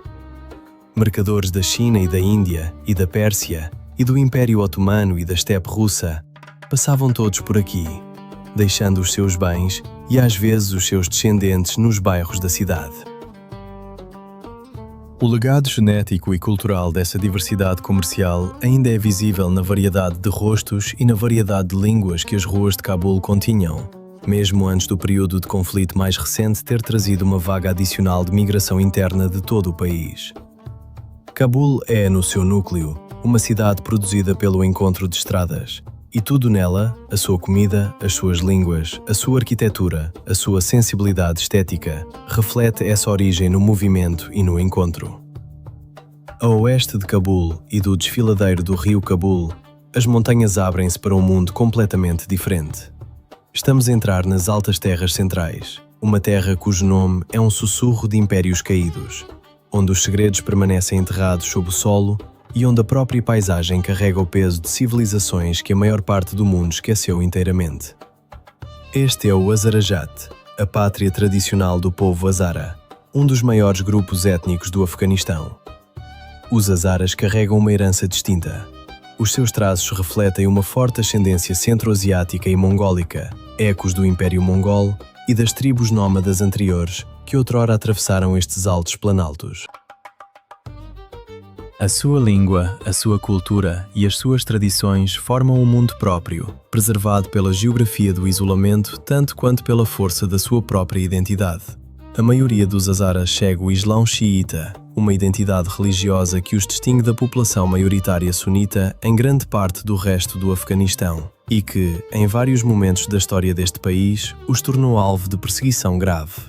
Esta combinação de isolamento, história e fé dá ao Hazarajat um caráter que parece simultaneamente antigo e profundamente enraizado, um lugar que sobreviveu por ser difícil de alcançar e difícil de compreender plenamente do exterior. Nas altas terras centrais do Hazarajat encontra-se Bamiyan, uma cidade que serve como centro cultural e histórico do povo Hazara, a sua vida a desenrolar-se entre campos abertos, casas de adobe e amplas vistas de montanha que criam uma paisagem simultaneamente remota e profundamente familiar para as pessoas que sempre a conheceram. Embora a comunidade hoje seja predominantemente Hazara xiita, o vale em torno da cidade carrega a memória visível de um mundo espiritual mais antigo, que outrora fez de Bamiyan um dos mais importantes centros budistas de toda a Ásia Central. O Vale de Bamiyan abre-se numa ampla bacia rodeada por imponentes falésias de arenito, que brilham em tons de amarelo profundo e vermelho à luz da tarde. Do 1º ao 12º século, este vale foi um próspero cruzamento da Rota da Seda, onde influências indianas, persas e centro-asiáticas moldaram uma florescente civilização budista de sofisticação notável. O legado dessa civilização ainda é evidente nas falésias, onde inúmeras grutas esculpidas à mão vão desde simples celas de monge a complexos elaborados de mosteiros e salas de meditação. Dentro destes espaços, sobrevivem fragmentos de frescos que representam os exemplos mais antigos conhecidos de pintura a óleo no mundo, antecedendo a tradição europeia de pintura a óleo em vários séculos. No ano de 2003, a Unesco declarou o Vale de Bamiyan Património Mundial, reconhecendo tanto o seu extraordinário valor histórico como a urgência de preservar o que subsiste. O vale foi outrora lar de 2 Budas colossais de pé, esculpidos diretamente nas falésias de arenito nos séculos V e VI. O maior com 55 metros de altura, o menor com 38 metros. Permaneceram durante 1500 anos, sobrevivendo à chegada do Islão, às invasões mongóis, ao colapso e ascensão de império após império. Em 2001, foram dinamitados por forças talibãs, num ato de destruição cultural deliberada que gerou condenação em todo o mundo. Os nichos que ocupavam ainda se abrem na face da falésia, feridas vazias na pedra, que se tornaram, à sua maneira, um monumento mais poderoso na sua ausência do que muitas estruturas são na sua presença. Quando o sol poente torna as falésias de arenito num laranja luminoso, o vale inteiro torna-se um monumento vivo a tudo o que foi perdido e a tudo o que resistiu. No alto de um cume acima do vale, Shar-e ou a Cidade dos Gritos, ergue-se da paisagem como um monumento partido à Guerra Antiga. Construída a partir de tijolo de barro e pedra, a antiga cidadela serviu outrora como um próspero bastião islâmico. Quando o exército mongol chegou em busca de vingança pela morte de um neto de Genghis Khan, massacrou toda a população. A lenda diz que os gritos das vítimas eram tão altos que os seus ecos ainda podem ser ouvidos no vento que sopra sobre os cumes. Hoje, os vestígios erguem-se silenciosos sobre o Vale de Bamiyan, paredes destruídas e ruínas cozidas pelo sol com vista para os campos verdes abaixo. Um lugar onde a história e o mito se entrelaçam e onde o peso do passado se sente em cada rajada de vento. A outra grande cidadela acima do vale, Shar-e-Zoak, ou a Cidade Vermelha, construída como bastião defensivo protegendo a entrada de Bamiyan, atingiu o seu auge sob a dinastia Ghoride, nos séculos XII e XIII, antes de também cair perante os mongóis num ato de vingança devastadora. As suas torres e ameias e falésias íngremes formavam uma barreira natural e arquitetónica temida por qualquer um que tentasse atravessar o vale. Hoje, os vestígios erguem-se como um monumento silencioso à escala do que aqui foi construído e à escala do que foi destruído. A oeste de Bamiyan, as montanhas abrem-se para uma das paisagens naturais mais extraordinárias do Afeganistão. O Parque Nacional Bandi Amir, o primeiro parque nacional do país, contém uma cadeia de 6 lagos de um azul safira, que se estende por um alto planalto, a uma altitude de quase 3.000 metros. As suas cores são tão vívidas, tão intensamente e improvavelmente azuis contra as pálidas falésias de calcário que as rodeiam, que parecem quase irreais, como se alguém tivesse aplicado um filtro à paisagem que o olho continua a tentar corrigir. A cor impressionante da água vem de depósitos naturais de travertino que filtram as nascentes ricas em minerais e conferem a cada lago a sua clareza distinta e o seu brilho luminoso. Por causa desta geologia única, muitos viajantes chamaram a Band-e Amir o Pamukkale do Afeganistão, ou os lagos do paraíso do Hindu Kush. Segundo a lenda islâmica, estes lagos foram formados pelo milagre do Imam Ali, um acto divino de criação que deu ao lugar tanto o seu caráter sagrado como o seu nome extraordinário. Band-e Amir ergue-se como um dos santuários naturais mais extraordinários do Afeganistão. Um lugar onde a água cintilante, o mito antigo e o silêncio absoluto do alto planalto de montanha se encontram numa combinação que não existe em nenhum outro lugar da Terra. O Vale de Bamiyan guarda ainda mais uma história que merece o seu lugar aqui. Nas grutas esculpidas nas mesmas falésias que outrora continham os grandes Budas, arqueólogos que trabalhavam no início do século XXI fizeram uma descoberta que reorientou toda a história da pintura a óleo. Os murais das grutas, pintados algures entre os séculos V e IX, usavam tintas à base de óleo, uma técnica que os historiadores de arte europeus tinham assumido ser uma invenção europeia do século XV, creditada aos pintores flamengos.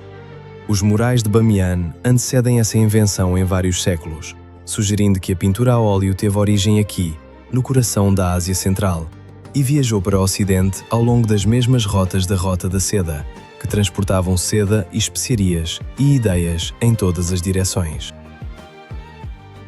A descoberta reescreveu um pequeno, mas significativo canto da história da arte, acrescentando mais uma camada à já assombrosa acumulação de conquistas civilizacionais neste vale.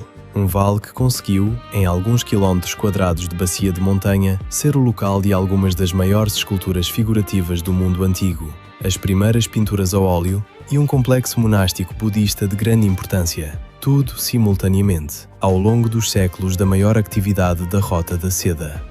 Band-e Amir, mais ao oeste, funciona como um lembrete de que a beleza deste país não é apenas histórica, não é apenas construída a partir das conquistas de civilizações anteriores. É também geológica, produzida por processos completamente indiferentes à história humana, expressando-se em cores e formas que nenhum arquiteto ou pintor poderia melhorar. Os 6 lagos de Band-e Amir, cada um numa tonalidade distinta de azul esverdeado, determinada pela composição mineral específica da sua água, as barragens de travertino que os separam, erguendo-se como açudes naturais do fundo do lago, as falésias de calcário refletidas na superfície imóvel da água, o silêncio absoluto do alto planalto ao meio-dia. Estes são presentes da Terra que existem sem qualquer envolvimento humano, disponíveis para qualquer pessoa disposta a fazer a viagem até este lugar remoto. Um encontro tão puro com a beleza natural como este país, ou talvez qualquer país, tem para oferecer. Um lugar onde as civilizações se cruzam, onde o conhecimento e a beleza se cristalizam em obras-primas, onde a luz de um império cultural se estendeu outrora por um continente inteiro. Essa terra não é meramente um local, é um tesouro da história humana. Esse lugar é Herat.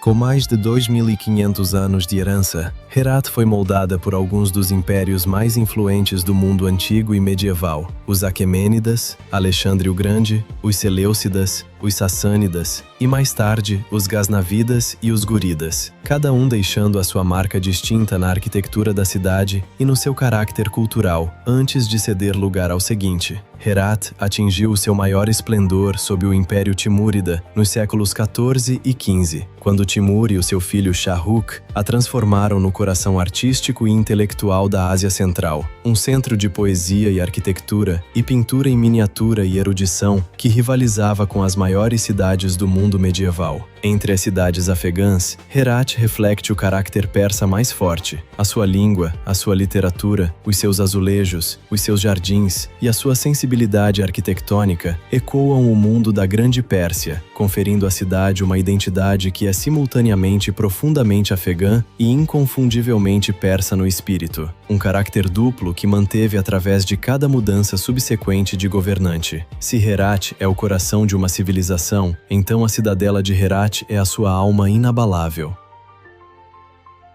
Conhecida ao longo dos séculos como a cidade de Alexandria e como Iskandar Kala, a fortaleza é uma lenda viva, um arquivo a céu aberto de resiliência e império.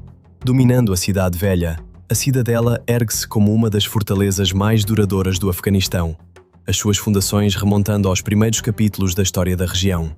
A tradição local liga as suas camadas arquitetónicas mais antigas a Alexandre o Grande, que passou pela área no século IV antes da nossa era e que se diz ter lançado as fundações do local. Ao longo dos séculos, quase todos os grandes poderes do oeste do Afeganistão a reconstruíram ou expandiram. Reforçada pelos Ghaznavidas, ampliada pelos Gúridas e magnificamente restaurada pelos Timúridas, que a tornaram peça central da sua capital imperial. Construída a partir de tijolo cozido ao sol e emoldurada por torres imponentes, a cidadela vigia Herat como um guardião do passado. As suas paredes e pátios preservam a impressão de cada império que a reclamou, formando um registro histórico em camadas esculpido em pedra e tijolo ao longo de mais de 2000 anos. Hoje, após uma restauração cuidadosa, a cidadela de Herat permanece como uma das mais belas fortalezas sobreviventes do país, onde a arquitetura militar antiga, o refinamento timúrida e a lenda de Alexandre se cruzam numa única estrutura monumental. Entre o deserto e as montanhas, Herat esconde um tesouro arquitetónico onde cada detalhe em azulejo, cada motivo caligráfico, é um capítulo na esplêndida história da civilização islâmica. A grande mesquita de Herat é amplamente considerada como a maior e mais bela mesquita do Afeganistão, uma obra-prima que reflete o auge da arte timúrida. Embora o local exista há muitos séculos, a sua expansão e reconstrução mais significativa ocorreu durante os séculos XIV e XV, quando Herat se tornou a capital artística da Ásia Central sob a dinastia timúrida. Através de cada era subsequente, a mesquita foi reparada, reconstruída e renovada. No entanto, nunca perdeu o espírito do design perso-timúrida que lhe foi insuflado no seu momento mais glorioso. As suas paredes estão cobertas de azulejos em mosaico de azul profundo, turquesa e dourado, compostos de milhões de pequenas peças individualmente moldadas, dispostas em padrões que misturam motivos budistas, persas e islâmicos, com uma mestria técnica que os artesãos modernos consideram genuinamente humilhante. Este inconfundível azul timúrida confere a todo o complexo uma presença luminosa, quase celestial, como se o próprio edifício estivesse iluminado por dentro. A mesquita segue o clássico plano arquitetónico persa de 4 iwãs, construída em torno de um pátio central emoldurado por 4 portais abobadados monumentais, decorados com intrincados azulejos, caligrafia cúfica e desenhos geométricos de extraordinária precisão. No interior, o espaço abre-se em abóbadas elevadas e filas de pilares de pedra. A luz natural entra por janelas arqueadas, espalhando-se pelos azulejos envidraçados e criando um jogo sempre mutável de sombra e cor que muda a cada hora do dia. Durante o Ramadão, os pátios da mesquita ganham vida à medida que os fiéis se reúnem sob o céu nocturno para as orações de Tarawih. Filas de pessoas enchem o espaço aberto, as suas vozes elevando-se numa recitação rítmica suave que se reflete nos azulejos azuis e se transporta pela cidade. No suave brilho das luzes, a fé e a história e a arquitetura fundem-se num único momento sereno que se tem repetido neste pátio durante 600 anos. Hoje, a grande mesquita de Herat serve como o mais importante centro religioso do oeste do Afeganistão e ergue-se como um dos poucos monumentos que preservaram a plena identidade artística da era timúrida, apesar de séculos de conflito e transformação política. Os esforços de conservação em curso, apoiados pela Unesco, ajudaram a salvaguardar a sua beleza atemporal e continuam a ancorar Herat como o coração cultural da região ocidental do país. A posição de Herat na intersecção das influências culturais persa, centro-asiática e indiana fez dela, ao longo dos séculos, uma espécie de central civilizacional, um lugar onde as ideias e as estéticas de múltiplas grandes tradições se encontraram, negociaram e produziram algo que não pertencia inteiramente a nenhuma delas e a todas elas simultaneamente. A tradição de pintura em miniatura timúrida que atingiu seu auge em Herat no século XV, sob o mecenato da corte de Shah Rukh, produziu obras de tal destreza delicada e tal detalhe narrativo vívido que influenciaram o desenvolvimento da pintura mogol na Índia durante séculos, transmitidas por artistas e manuscritos que seguiram rotas comerciais para sul e para leste. Os poetas que se reuniam na corte de Herat nessa era incluíam alguns dos maiores nomes da literatura persa, escrevendo numa língua e numa tradição que ligava a cidade intelectualmente a Isfahan e a Shiraz e a Bagdade e a todo o arco da cultura literária islâmica. Caminhar pela cidade velha de Herat hoje é caminhar pelas consequências dessa riqueza cultural, mesmo no seu estado diminuído. A cidade ainda tem mais monumentos listados pela Unesco do que qualquer outra cidade do Afeganistão. Ainda contém oficinas onde os artesãos praticam tradições diretamente descendentes da era timúrida. Ainda tem uma cultura de livrarias e uma consciência literária que parece diferente da maioria das cidades afegãs. Um sentido de que as ideias importam aqui, que os livros são levados a sério, que o passado desta cidade particular é uma fonte de orgulho genuíno em vez de mero sentimento nostálgico. Herat é uma cidade que sabe o que foi, e esse conhecimento informa, sem dominar, o seu sentido do que pode vir a ser. Emoldurado por falésias imponentes e picos cobertos de neve durante a maior parte do ano, o Vale de Panjshir corta um longo e estreito corredor pelas montanhas a nordeste de Cabul. A sua paisagem dramática ao contrário de qualquer outro lugar no Afeganistão. Ao longo das margens do rio Panjshir, fitas de campos em terraço verdes, pomares e pequenas aldeias criam um contraste marcante com as paredes de pedra cinzenta nua circundantes, que se erguem tão abruptamente e tão próximas de ambos os lados que o vale às vezes parece menos um vale do que uma fenda na terra, impossivelmente estreita para a vida que contém. O Vale de Panjshir é definido pelos seus desfiladeiros profundos, pelas suas passagens de montanhas sinuosas e pelas minas de esmeraldas que forneceram algumas das pedras preciosas mais cobiçadas do mundo durante séculos. A sua cor verde escura, a essência concentrada das próprias montanhas. É a pátria de Ahmad Shah Massoud, o Leão de Panjshir, um lendário líder da resistência que lutou contra as forças soviéticas e mais tarde contra os talibãs, transformando este vale num símbolo de desafio contra uma força esmagadora. Há muito considerado quase impossível de conquistar devido à extrema dificuldade do seu terreno, Panjshir ganhou reputação como a fortaleza natural do Afeganistão, um lugar onde as próprias montanhas servem de defensores. O seu povo, predominantemente tajique, manteve fortes tradições de independência e autogovernação local, moldadas por uma história de resiliência que está escrita tanto nas falésias como em qualquer documento. Estas montanhas são mais do que belas. São a espinha dorsal do continente. A cordilheira do Hindu Kush, estendendo-se por quase 800 quilômetros e elevando-se em alguns lugares a mais de 7.000 metros, é a alma e o coração do Afeganistão. Coberta de neve durante a maior parte do ano e esculpida com alguns dos terrenos mais traiçoeiros da Terra, esta cordilheira é há muito conhecida como a Barreira de Pedra da Ásia Central, uma fortaleza natural que moldou a história, a cultura e o movimento de civilizações inteiras durante milhares de anos. Actuando como uma vasta divisão geográfica, o Hindu Kush separa o Afeganistão nos seus mundos norte e sul, influenciando o clima e o comércio e a vida cotidiana das pessoas que há muito navegam as suas passagens implacáveis. O significado do próprio nome carrega uma história. Alguns estudiosos traduzem-no como assassino de hindus, uma referência à extrema dureza das suas passagens no inverno, onde muitos viajantes nas antigas rotas comerciais morreram tentando atravessá-las. Não é apenas uma parede que bloqueou os passos dos grandes impérios. É um ambiente tão exigente que apenas os mais completamente adaptados alguma vez encontraram formas de prosperar dentro dele. Apesar dessas condições duras, as encostas de alta montanha e os canyons profundos continuam a ser lar de alguns dos animais selvagens mais raros da Ásia, vestígios do orgulhoso ibex siberiano, a mover-se por cristas expostas, e a sombra imponente do lobo do Himalaia a seguir os rebanhos abaixo. O Hindu Kush é uma fronteira brutal da natureza, e é precisamente essa brutalidade que durante milhares de anos preservou as culturas abrigadas nas suas dobras da interferência exterior. Muito mais a norte, para além das montanhas, Milhares de pombas brancas puras voam sobre cúpulas de azulejos azuis, numa cena de tal serenidade que parece pertencer a um país diferente das passagens irregulares do Hindu Kush.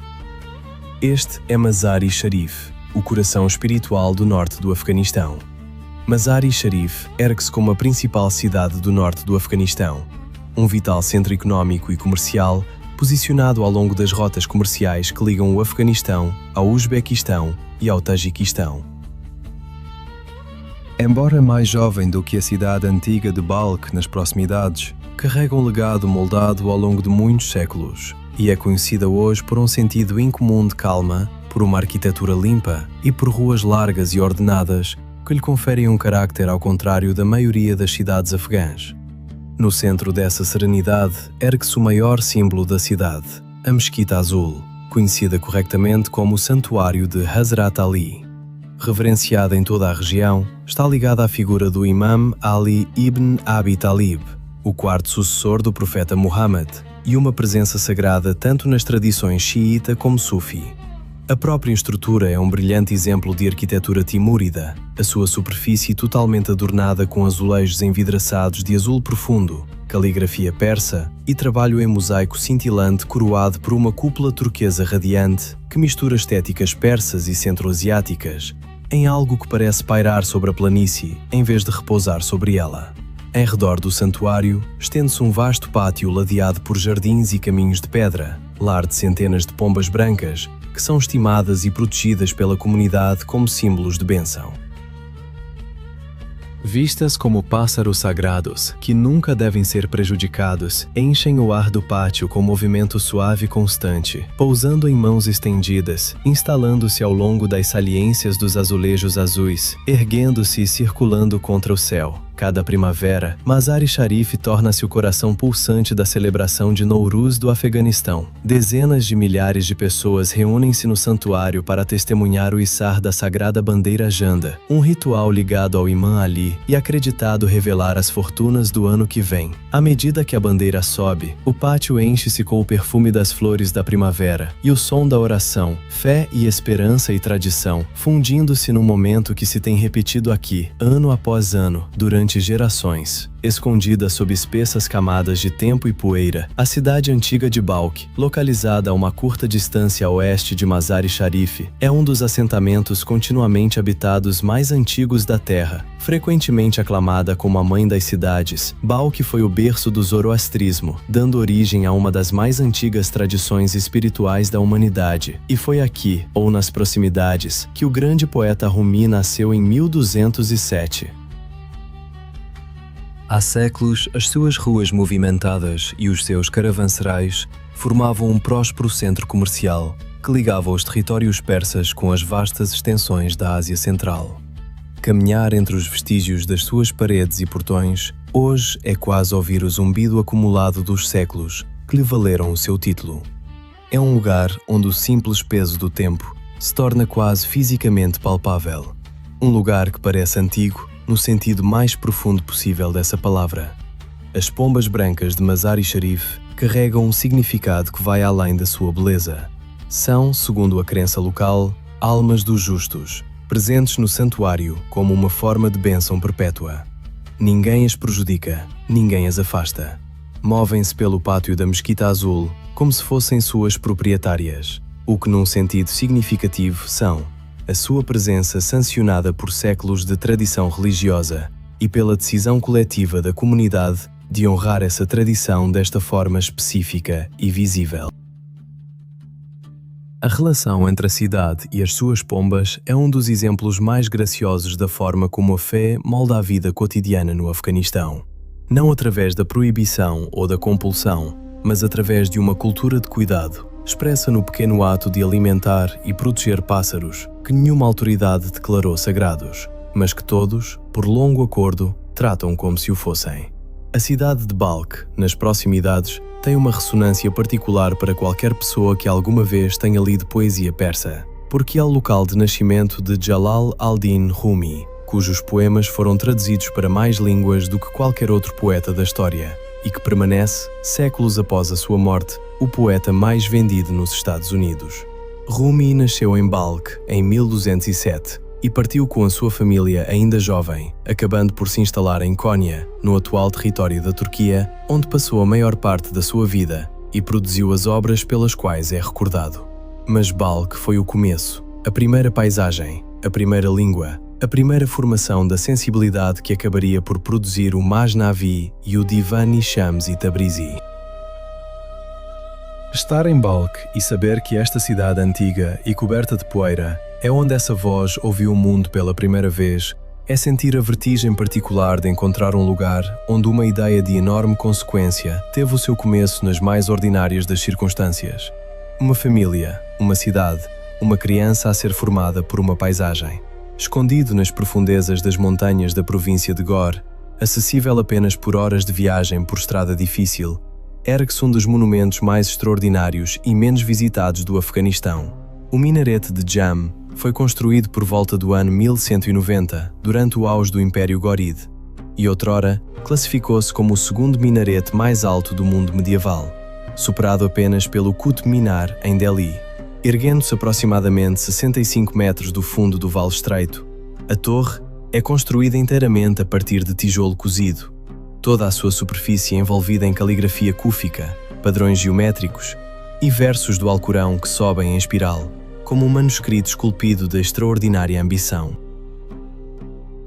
É uma das raríssimas obras-primas sobreviventes da arquitetura Ghoride, uma dinastia que outrora governou vastas partes do Afeganistão, do Irão e do norte da Índia, antes de ser varrida pelos mongóis.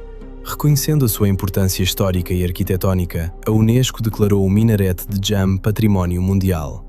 Hoje permanece como um dos marcos mais assombrosamente belos do Afeganistão, uma torre solitária erguendo-se de um vale esquecido, carregando na sua alvenaria o eco de um império há muito desaparecido, visitado por apenas um punhado de viajantes por ano, de pé num silêncio que parece pertencer a outro século inteiramente.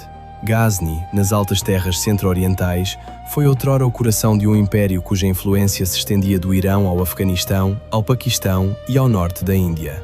Foi também um dos maiores centros de ciência, literatura e arte do mundo medieval, frequentemente comparado a Bagdade e a Isfahan pela sua excelência intelectual no auge da dinastia Ghaznavida.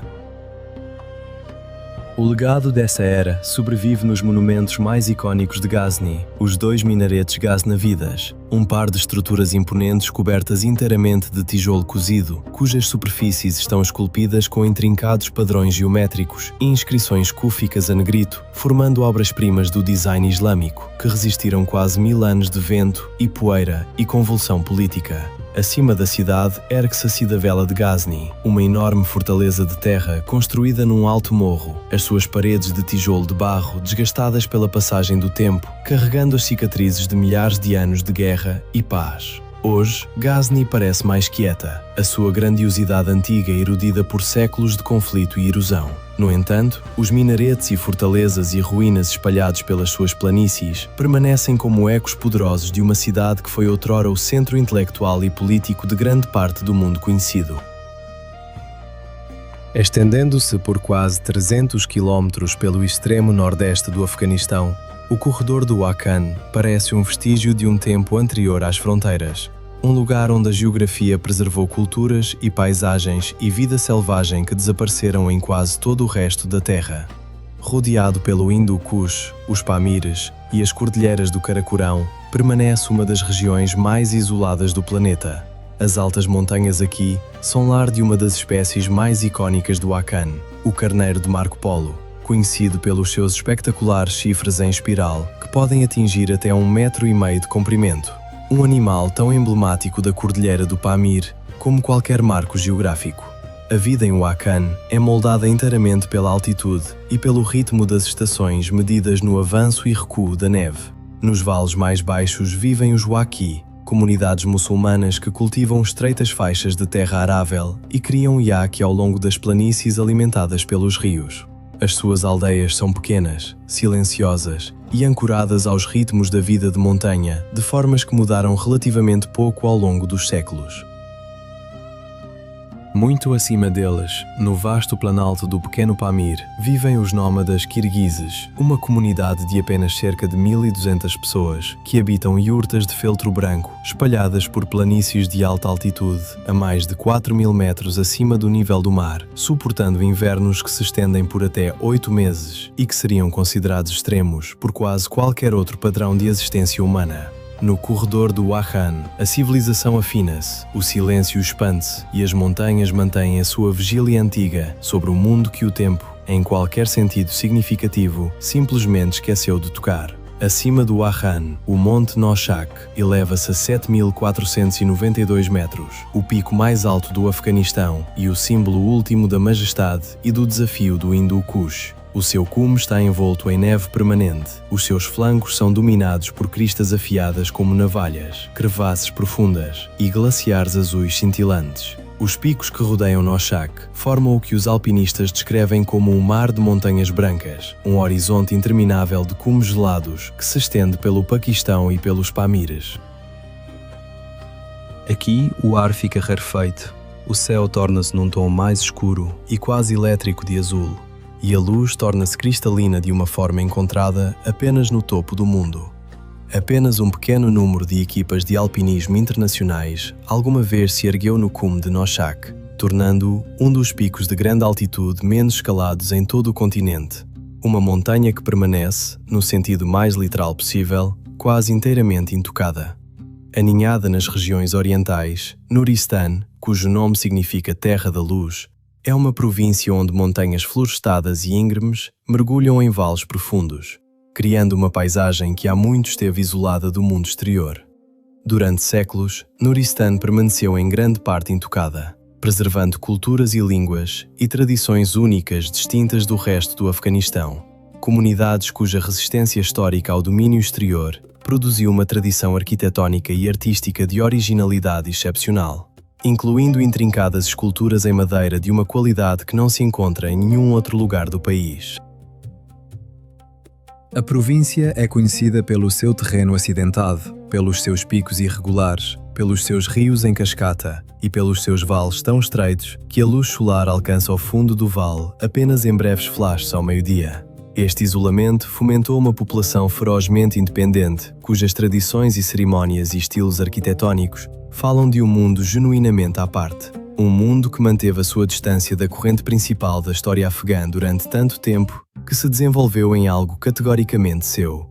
Após as aventuras nas montanhas, a viagem vira-se agora para sul, em direção a um tipo completamente diferente de paisagem afegã. Kandahar, a cidade dos desertos dourados, a segunda maior cidade do Afeganistão, é um lugar onde alguns dos capítulos mais definidores da história da nação foram escritos, e onde as origens do Afeganistão como Estado unificado podem ser diretamente traçadas. As suas origens remontam ao século IV antes da nossa era, quando Alexandre o Grande fundou a cidade de Alexandria Aracosia neste local, lançando as fundações do que acabaria por se tornar Kandahar ao longo dos séculos de crescimento e transformação que se seguiram. Mas foi no século XVIII que Kandahar ascendeu a uma proeminência sem paralelo, quando Ahmad Shah Durrani, o pai do Afeganistão moderno, a escolheu como primeira capital do Império Durrani e, daqui, unificou as tribos e os territórios que formaram o Afeganistão como nação única pela primeira vez. Ao longo dos séculos XIX e início do século XX, Kandahar permaneceu um bastião estratégico durante as guerras anglo-afegãs, uma cidade cuja localização a tornava central para campanhas militares e lutas de poder político que moldaram todo o subcontinente. Hoje, Kandahar ergue-se como uma pedra angular histórica e o coração cultural do povo pashtun, uma cidade onde a identidade e a estadualidade do Afeganistão tomaram forma pela primeira vez e onde os fios mais antigos e mais profundos da história nacional permanecem mais visíveis no pó das suas ruas. A tradição de escultura em madeira de Nuristan, em particular, representa uma forma de conquista artística que era quase completamente desconhecida do mundo exterior, até muito recentemente, protegida pelo próprio isolamento que definiu a província ao longo da sua história. As colunas esculpidas em madeira e as decorações de fachada das casas nuristanas usam um vocabulário de motivos geométricos e animais que não tem paralelo direto em qualquer outra tradição regional. uma linguagem visual aparentemente desenvolvida em completa independência dos sistemas estéticos persa e centro-asiático que dominaram o resto do Afeganistão. Ver uma fotografia de uma porta esculpida nuristana, com as suas espirais entrelaçadas densas e formas animais estilizadas, é encontrar algo que parece simultaneamente antigo e inteiramente original. Uma tradição que respondeu apenas a si própria e às exigências particulares da paisagem e da comunidade que a produziu. O carneiro de Marco Polo do corredor do Wakhan carrega na sua biologia as marcas de adaptação a um dos ambientes mais extremos da Terra. Os seus chifres extraordinários, que podem pesar mais do que o resto do seu crânio combinado, são produzidos por um corpo que foi moldado por milhões de anos de evolução em ar rarefeito e frio intenso. Os nómadas kirguises que partilham o Alto Planalto com estes animais compreendem-nos como parte da própria paisagem, uma característica tão natural do Pamir como a neve e o vento e o silêncio imenso que cobre tudo acima de 4.000 metros. A relação entre os nómadas e o seu ambiente, as yurtas perfeitamente concebidas para a montagem e desmontagem rápida que uma vida verdadeiramente móvel exige, as paredes de feltro que isolam contra temperaturas que podem cair a 40 graus abaixo de zero, o iaque que proporciona tanto transporte como sustento a altitudes onde quase mais nada consegue sobreviver. Este é um sistema tão precisamente calibrado para as suas condições que representa à sua maneira uma forma de gênio, não menos impressionante do que os azulejos timúridas de Herat ou a engenharia dos sistemas carés. Simplesmente expressa-se na linguagem menos óbvia da sobrevivência, em vez de na linguagem mais imediatamente visível da beleza. O ritmo do dia e da noite no Afeganistão marca uma mudança distinta no tempo da vida. Uma transição tão fiável e tão significativa como o adhan que abriu a manhã. À medida que o anoitecer cai, uma sensação de quietude desce sobre cidades e aldeias. A vida vira-se para dentro, para longe dos espaços públicos do bazar e da rua e de volta para o santuário da casa. As noites são para a família. Após a última oração do dia, as famílias reúnem-se para partilhar a refeição da noite, para beber chá, para conversar da forma como as pessoas que se conhecem muito bem podem conversar, sem precisar de explicar o contexto ou de introduzir personagens. Os avós contam contos populares tradicionais às crianças, ou um membro da família recita poesia de memória, um poema de Rumi talvez, aprendido há anos na escola ou ouvido numa reunião e guardado na mente com o cuidado dado a algo genuinamente valioso. É nesta retirada nocturna, nos momentos silenciosos partilhados com os entes queridos, sob um céu cheio de estrelas não diminuídas pela ausência de luzes da cidade, que os laços de família se fortalecem e o espírito se recarrega para as exigências do dia que voltará com o adhan antes do amanhecer. A vida nesta terra bela e complexa não é isenta de desafios profundos, e falar do Afeganistão honestamente exige reconhecê-los, sem os deixar engolir o resto da história inteiramente. Décadas de conflito deixaram cicatrizes profundas na sociedade e na sua infraestrutura. A dificuldade económica é uma realidade constante para a maioria da população. Para um pai, isto significa a preocupação diária de como sustentar a família. Para um jovem, significa oportunidades limitadas mesmo com uma educação. O acesso a serviços básicos, cuidados de saúde, água potável, eletricidade fiável, continua a ser um desafio significativo em muitas partes do país. Para uma mãe numa aldeia rural, isto pode significar uma longa caminhada diária para recolher água de uma fonte suficientemente limpa para beber. A paisagem, com toda a sua beleza extraordinária, pode ser impiedosa. Invernos rigorosos, secas e a ameaça constante de desastres naturais acrescentam-se às pressões da vida cotidiana. Para os afegãos comuns, estas não são questões abstractas. São as realidades práticas e cotidianas que devem ser navegadas com imensa paciência, coragem e resiliência. E, no entanto, é precisamente face a estes desafios que a força do carácter afegão se revela mais claramente. Na capacidade de encontrar momentos de alegria no meio da dificuldade, de celebrar um casamento com música e dança e a plena expressão da hospitalidade, mesmo quando os recursos são escassos, de acolher um novo bebê no mundo com esperança, mesmo quando o mundo em que chegou é incerto. de manter uma fé profunda face a circunstâncias que poderiam, noutros contextos, parecer argumentar contra ela. A luta para sustentar a família, educar os filhos e construir uma vida pacífica é um testemunho da força inabalável do espírito humano que sempre encontrou formas de se expressar neste país, quaisquer que sejam as condições externas.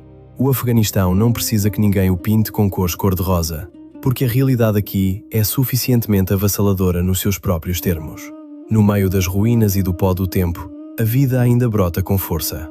Ao deixar esta terra, seja em pessoa ou na imaginação, o que fica não é pena, mas algo mais próximo do respeito. Um respeito profundo e ponderado por uma nação que aprendeu a sobreviver às mais duras convulsões da história e que continua, contra todas as expectativas razoáveis, a produzir beleza e calor e inteligência e hospitalidade a partir de condições que teriam destruído a maioria das outras sociedades há muito tempo. Testemunhar o Afeganistão é compreender que a beleza aqui não é sem esforço. É forjada na luta, temperada pela resistência e tanto mais poderosa porque foi conquistada com dificuldade. Porque cada jardim foi reconstruído, como o Jardim de Babur, cada minarete que ainda se ergue, como a Torre de Jam, cada azulejo azul que ainda capta a luz em Herat, cada família que ainda se reúne ao anoitecer em torno da sofra, cada chamamento matinal à oração que ainda se eleva para o ar frio antes do amanhecer. Todas estas coisas existem não apesar da dificuldade, mas ao lado dela, e através dela, e para além dela, como evidência de que o espírito humano, à sua maneira silenciosa e inabalável, continua a resistir, a esperar e a construir uma vida. As montanhas do Hindu Kush erguem-se como testemunhas silenciosas de toda esta história, como se ergueram durante milhões de anos, impassíveis e indiferentes à passagem dos impérios. E as luzes que se acendem nos vales ao anoitecer, em Cabul e Bamiyan, e Herat e Mazar-i-Sharif, e Kandahar, e em 1000 aldeias sem nome entre os picos, são símbolos não do que foi destruído, mas do que sempre, de alguma forma, sobreviveu. São uma esperança inextinguível, expressa no simples ato de acender um fogo contra a escuridão. Neste país, isso sempre foi suficiente para recomeçar. Há uma qualidade particular do céu nocturno afegão que qualquer pessoa que tenha passado tempo no país recorda com uma clareza específica. Longe das cidades, onde a luz artificial ainda não chegou ou onde a eletricidade é pouco fiável, o céu acima do Afeganistão é extraordinário. Denso de estrelas, de uma forma que se tornou rara no mundo desenvolvido. A Via Láctea visível como uma banda física de luz em vez de um conceito teórico. A escuridão entre as estrelas genuinamente escura, em vez de atenuada pela poluição luminosa vinda de baixo. Pastores e agricultores e nómadas navegaram por este céu durante milhares de anos. As mesmas estrelas que Ptolomeu catalogou e que os astrónomos islâmicos medievais nomearam e mediram a partir de observatórios em cidades como Ghazni e Herat, ainda são visíveis aqui a olho nu, inalteradas, fiáveis, oferecendo o conforto particular da permanência a pessoas cujas vidas contiveram uma grande dose de impermanência. O poeta Rumi, nascido na cidade antiga de Balkh, no norte deste país, escreveu sobre um caniço cortado do seu leito de canas, a chorar.